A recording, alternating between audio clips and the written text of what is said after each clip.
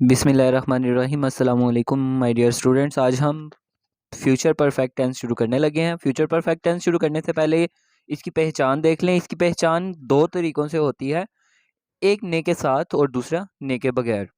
ने के साथ फ़िक्रे के आखिर में लिया होगा, ली होगी, लिए होंगे, अलिफ होगा, छोटी ये होगी, बड़ी ये होंगे आता है। जबकि ने के बगैर फ़िक्रे के आखिर में चुका होगा, चुकी होगी, चुके होंगे आता है। ठीक है, तो इस तरह इन दो तरीक़ों से हम फ्यूचर परफेक्ट टेंस की पहचान कर सकते हैं। फॉर्म ऑफ वर्ब इसमें थर्ड यूज़ करेंगे। परफेक्ट कोई भी टेंस हो, चाहे वो प्रेजेंट हो, पास्ट हो या फिर फ्यूचर हो, तो उसमें फॉर्म ऑफ वर्ब हमेशा थर्ड फॉर्म यूज़ करते हैं। Helping verb will have and shall have. अब ये देख लेते हैं कि विल हैव किन के साथ यूज़ होगा और शैल हैव किन के साथ। शैल हैव यूज़ होगा आई वी के साथ, और will have he she it they and you plural के साथ और सिंगुलर्स के साथ भी। तो विल हैव इन सब के साथ यूज़ होगा और शैल हैव आई और वी के साथ यूज़ होगा। Affirmative sentences future perfect continuous के अफर्मेटिव यानी सिंपल सेंटेंसेस देख लेते हैं। उसने अपना काम कर लिया होगा, लिया होगा फिक्रे के आखिर में, और क्योंकि ने भी है फिक्रे में तो इस वजह से हमने ऊपर पढ़ा था कि ने के साथ फिक्रे के आखिर में लिया होगा, ली होगी, लिए होंगे, अलिफ होगा, छोटी होगी, बड़ी होंगे आता है। तो इस वजह से इस सेंटेंस में ने था तो फिक्रे के आखिर में आ गया लिया होगा। और लिया होगा जिन सेंटेंसेस में उर्दू में लास्ट पे आ जाता है तो वो फ्यूचर परफेक्ट टेंसेस होंगे। तो उनमें सबसे पहले हम देख लेते हैं अब इसको। उसने अपना काम कर लिया होगा, ही, यहाँ पे सब्जेक्ट ही है हमारा, ही के साथ विल हैव यूज़ होगा। ये भी हमने यहाँ पे देख लिया था। Will have and shall have किस किस के साथ यूज़ होगा, तो ही के साथ विल हैव यूज़ होगा। ही विल हैव, और थर्ड फॉर्म काम कर लिया होगा। काम करने की इंग्लिश डू वर्क होती है, तो डू की थर्ड फॉर्म डन है। ही विल हैव डन, अपना काम उसने किया होगा, his work. He will have done his work.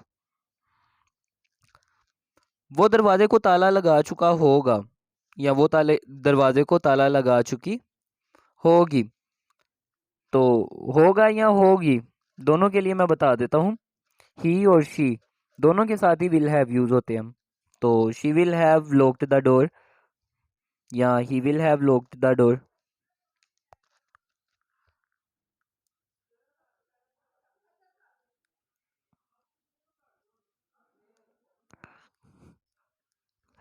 Next है हमारे पास example.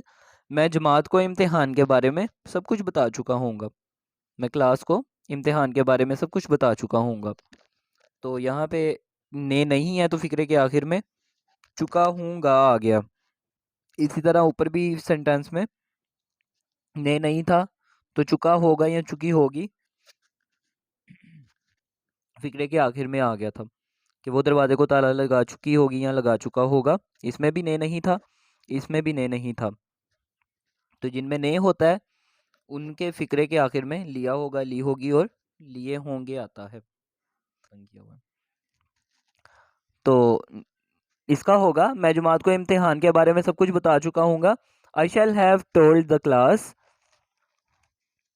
Everything about the examination. ठीक है,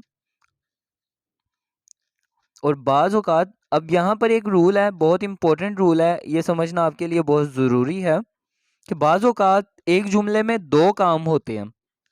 ठीक है, दो क्लासेस होती हैं, यूज़ होते हैं।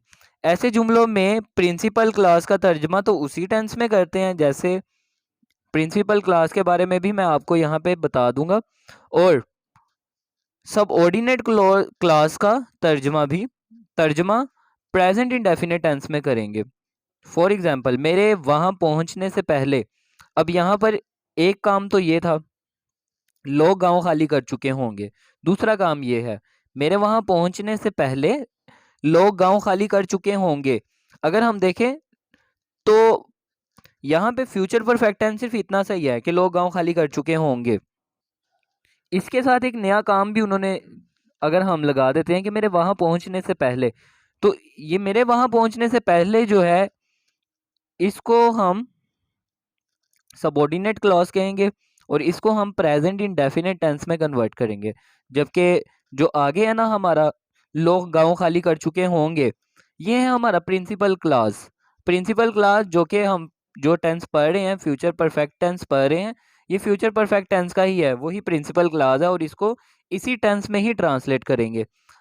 तो प्रैक्टिकली करके देख लेते हैं इसको। द मेरे वहां पहुंचने से पहले लोग गांव खाली कर चुके होंगे, लोग गांव खाली कर चुके होंगे। The people will have vacated the village. तो विल हैव, शैल हैव आप लोगों को पता है कि फ्यूचर परफेक्ट टेंस में यूज होता है।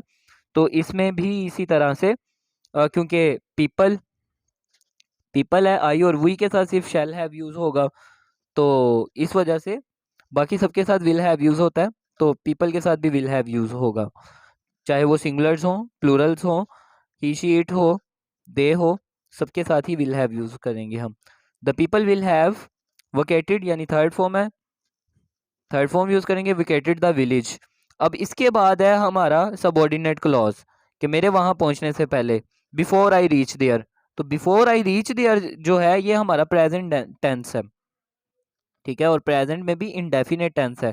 आई के साथ फर्स्ट फॉर्म यूज की और फर्स्ट फॉर्म के साथ एस और एस इसलिए नहीं लगाया क्योंकि आई हुई दे यू के साथ फर्स्ट फॉर्म के साथ एस और एस नहीं लगता था प्रेजेंट इंडेफिनेट टेंस में। तो ये एक छोटी सी एग्जांपल थी इस टेंस के हवाले से। तो आप चाहो तो ये भी इसकी ट्रांसलेशन इस तरह से भी कर सकते हैं कि मेरे वहां पहुंचने से पहले पहले बिफोर आई रीच देयर, लोग गांव खाली कर चुके थे। द पीपल विल हैव, कर चुके होंगे, the people will have vacated the village. तो फिर आपने क्या करना है, बिफोर आई रीच देयर के बाद एक कोमा लगा देना, ठीक है। वो कोमा इन दोनों क्लासेस को अलग कर देगा। अगली एग्जांपल देख लेते हैं। सूरज निकलने से पहले हम मंजिल मकसूद पर पहुंच चुके होंगे। सूरज निकलने से पहले हम मंजिल मकसूद तक पहुंच चुके होंगे। तो यहाँ पर भी इसी तरह से सूरज निकलने से पहले एक क्लॉज है, हम मंजिल मकसूद पर पहुंच चुके होंगे, ये दूसरा क्लॉज है। तो हम मंजिल मकसूद पर पहुंच चुके होंगे, इसकी क्या इंग्लिश होगी, वी शैल हैव। वी के साथ शैल हैव यूज होता है, आई और वी के साथ ही तो सिर्फ शैल हैव यूज होता है। तो इसी वजह से we shall have reached, sorry, we shall have reached the destination, के हम मंजिल मकसूद पर पहुंच चुके होंगे किससे पहले, सूरज निकलने से पहले, तो बिफोर द सन राइजेस। अब यहाँ पर आप देख सकते हैं सन सिंगुलर था इस वजह से, और ये जो क्लॉज क्या हमने ट्रांसलेट किया वो प्रेजेंट इंडेफिनेट टेंस में किया, बिफोर द सन राइजेस, सूरज निकलने से पहले। तो क्योंकि सन सिंगुलर था, सिंगुलर के साथ फर्स्ट फॉर्म के साथ एस और ईएस लगता था प्रेजेंट इंडेफिनेट टेंस में। तो यहाँ पर टू क्लासेस आ गई हैं, या सिंपल वर्डिंग में अगर आपको कहूँ तो यहाँ पर दो काम हो रहे हैं, एक तो सूरज निकल रहा है और दूसरा हम मंजिल मकसूद पे पहुंच रहे हैं। उम्मे कलसूम के स्कूल पहुंचने से पहले सरतारिक हाजिरी लगा चुके होंगे। तो यहाँ पे भी उम्मे कलसूम के स्कूल पहुंचने से पहले जो है ये एक काम है, सरतारिक हाजिरी लगा चुके होंगे ये दूसरा काम है। तो सॉरी, तो यहाँ पे भी हम क्या करेंगे, सबऑर्डिनेट क्लास और प्रिंसिपल क्लास इन दोनों को ट्रांसलेट करते हुए कुछ रूल्स को, जो रूल्स हमने ऊपर फॉलो किए उन्हीं को नीचे भी फॉलो करेंगे। सर तारीख हाजिरी लगा चुके होंगे, ये हमारे पास प्रिंसिपल क्लास है, और प्रिंसिपल क्लास को उसी टेंस में करना है जो टेंस हम अभी हम कर रहे हैं, यानी फ्यूचर परफेक्ट में ही। तो सर तारीख विल हैव, तो ही शी इट सिंगुलर्स और दे यू और प्लूरल्स के साथ विल हैव यूज होता है, जबकि आई और वी के साथ शैल हैव यूज होता है। तो सर तारिक जो है वो भी सिंगुलर है, तो sir Tariq will have called the roll या रोल नंबर्स, ठीक है। सर तारिक हाजिरी लगा चुके होंगे, कॉल्ड यहाँ पर थर्ड फॉर्म है। बिफोर उम्मे कलसूम रीच स्कूल, तो रीच के साथ ई एस लगा दिया हमने, फर्स्ट फॉर्म के साथ एस और ई एस तब लगाते हैं जब प्रेजेंट इंडेफिनेट टेंस में बात हो रही हो। तो यहाँ पर प्रेजेंट इंडेफिनेट टेंस में इसको हमने ट्रांसलेट किया। आगे चलते हैं।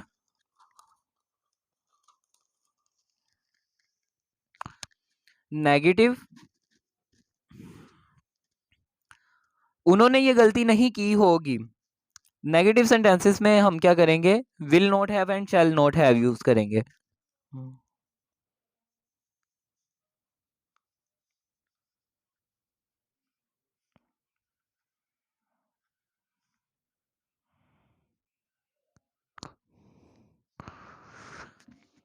तो उन्होंने ये गलती नहीं की होगी। अच्छा, यहां पर विल नॉट हैव और शैल नॉट हैव आई और वी के साथ यूज होगा, और विल नॉट हैव बाकी सबके साथ इस्तेमाल करेंगे हम।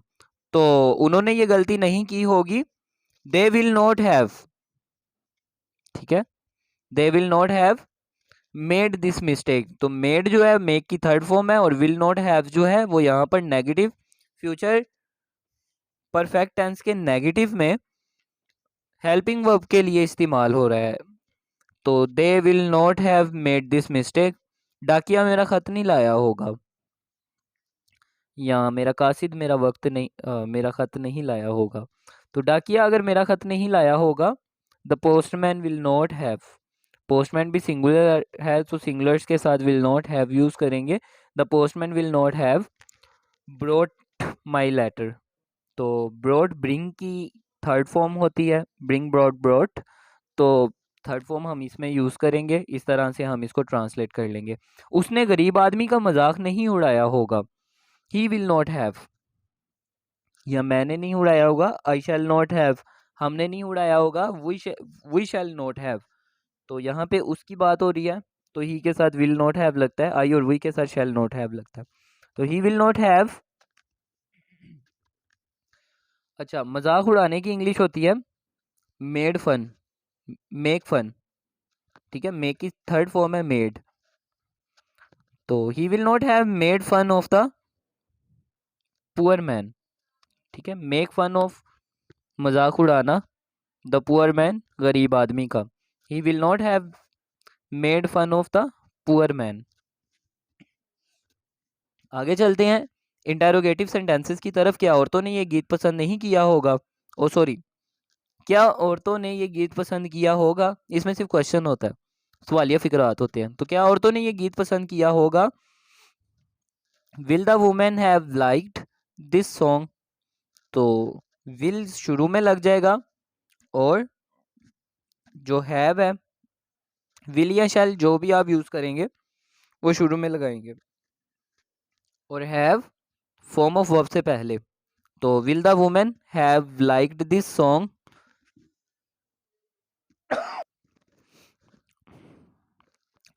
ये मर्जी से कब से लग चुका होगा, ठीक है।